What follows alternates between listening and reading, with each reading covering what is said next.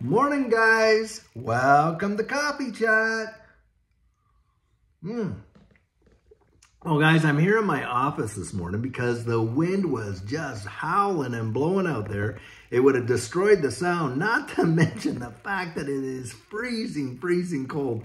So I decided, hey, why don't we just go in? I'll do my Coffee Chat in the office anyway. Guys, I'll tell you what, the article that I was reading today, and I found this in Zero Hedge, and that's where I like to go in the morning for a lot of morning news and stuff like that.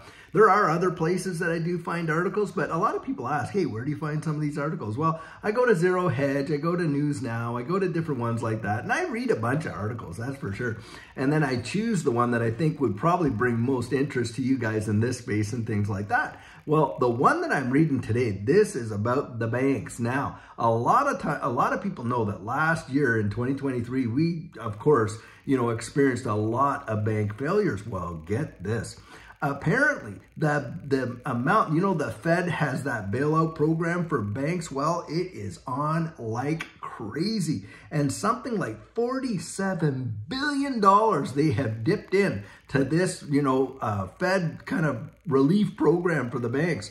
That tells you, hey, banks aren't doing so good. It would not surprise me if in 2024 here, we see a bunch of more banks, probably medium-sized banks, if not some of the bigger ones, really start to teeter, if not fail completely. Now that is scary, I'll tell you what.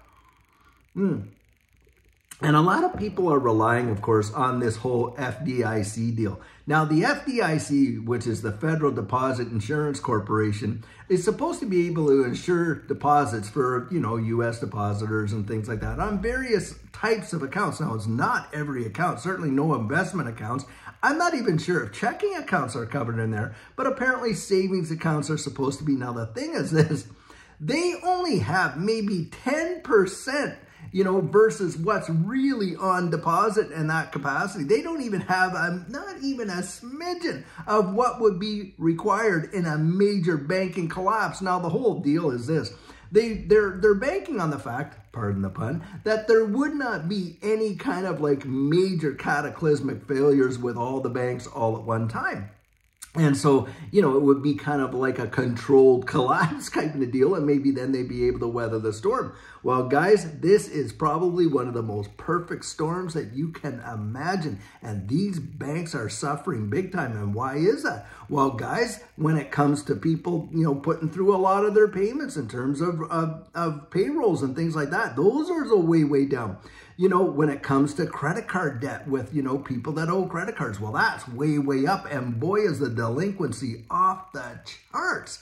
And that's the thing, with car loans and mortgages and all this, with people really hurting in the economy, well, they're not paying those things, right? So the bank is not able to recover what, they lent out, and on and on and on. And of course, if they're not getting their loans paid, the principal, though, they're certainly not getting the interest payments, are they? And so as a result, boy, are they over leveraged and big time. And that's where they're going out to the Federal Reserve and literally dipping their toes into this big bank bailout deal or whatever the heck they want to call it. But basically, it's for almost 0% interest type loans to the bank from the Federal Reserve.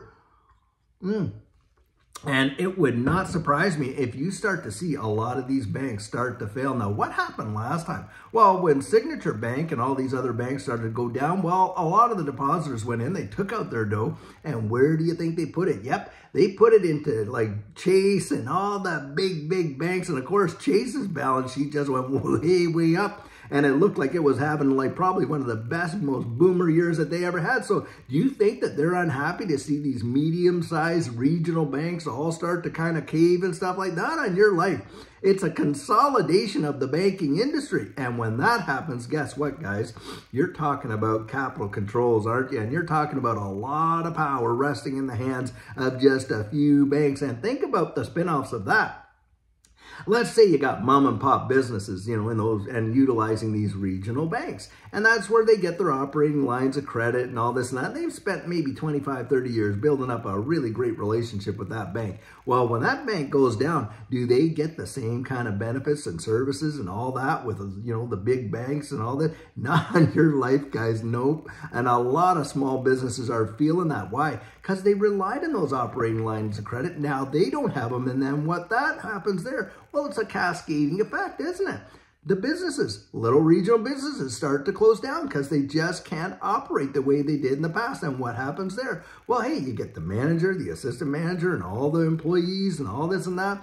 They're now out of jobs, and on and on and on it goes. And that's why when they come out and tell you, oh, wow, the economy's doing great. Oh, the stock market, well, it might be good for Wall Street, but I'll tell you what, it's not good for Main Street. And that's what's really going on. And it's a big, massive divide. And that divide is just getting bigger and bigger and bigger between the haves and the haves not. Those that are in have the power and those that don't have the power, which I believe is exactly how they want it. Because don't kid yourself, these economists, they know exactly what they're doing. They could see it, they could foresee it, you know, from a ways back. Look, it doesn't take a rocket scientist to see. You start delivering all this, you know, free cash and all this and that there's going to be a big time inflationary result. And inflation, listen, look at it like this to bring it down, because on a macro level, it is massive, but on a micro level, on just a you and I level kind of thing.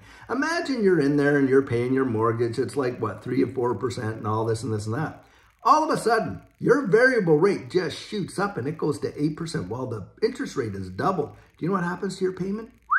Up she goes. And do you realize how few people can manage that? I mean, it is bad. And so what happens? Well, defaults happen, don't they, on the mortgages? They miss a payment on their interest rate on their credit card, which is at, let's say, 9, 10, 12%. All of a sudden, hey, you're late on your payment. Well, you breached the contract. Now your rate is 25, 35. It just goes absolutely ridiculous. And it literally, puts people in such a situation that they can't handle. Well, that is the result of those kind of monetary policies and that kind of thing. That's why I'm saying this idea of UBI, everybody being put on this universal basic income. Well, basically, if you do that, it's called universal slavery, because now they have got you and they have got the economy big time. And with the introduction, let's say, of CBDCs, where they can turn your money on and they can turn it off at will, then what? I'm telling you guys, this is the biggest absolute, as far as I'm concerned. It's a total fraud. What's going on in the banking industry? They act like, they're the moral high ground. Yet these guys have literally been fined to the billions and billions for all kinds of absolutely whacked out, practically theft that they've done with a lot of the stuff in the background and manipulating markets and opening up accounts that shouldn't have been opened, and on and on and on it goes. And that's what happens. But they want us to go to them like with our caps in our hands. Oh, thank you so much. It is just total hogwash while they're literally dipping in. And who does the Federal Reserve? You know what? It's the taxpayers, isn't it? It's you and I that are funding these banks, because do you think that, no, the payday comes from us, guys. That payday comes from us. Literally, as they destroy the purchasing power of our dollar, they're reaching right into our pockets and pulling out cash by the fistfuls, because what are they doing? They're destroying the purchasing power of our dollars, aren't they? And then on top of that, we get taxed on what we earn and we get taxed on what we spend. And on and on and on she goes. And this is why we need an absolute overhaul in this and completely financial situation. And guys, the thing is, they know it too.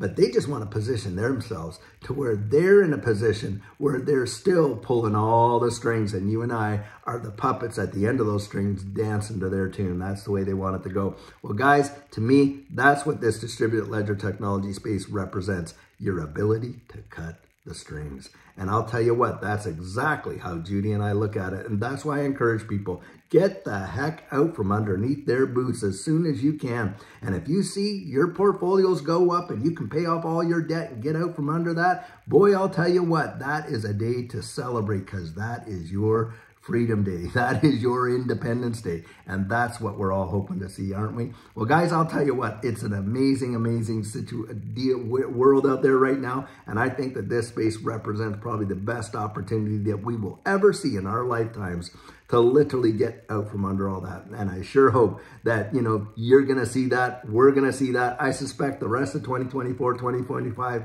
we're going to see some amazing things happen. I'll tell you, I think it's going to be absolutely stupendous. Well, guys, until later on when we have an amazing video for you, have a great one and take care.